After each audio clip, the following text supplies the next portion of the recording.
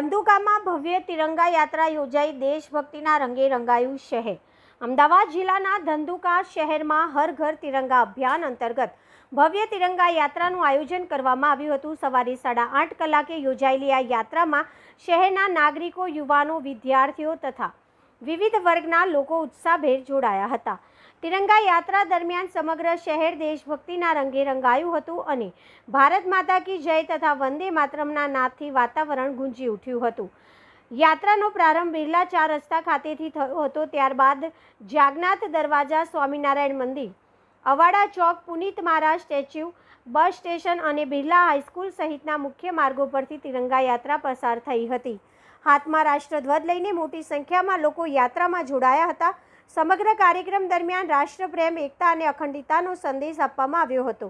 હર ઘર તિરંગા અભિયાન અંતર્ગત યોજાયેલી આ ભવ્ય તિરંગા યાત્રા સફળતાપૂર્વક પૂર્ણ થતાં આયોજકો દ્વારા કાર્યક્રમમાં જોડાયેલા તમામ નાગરિકો, યુવાનો, વિદ્યાર્થીઓ અને સહયોગીઓનો આભાર વ્યક્ત કરવામાં આવ્યો હતો।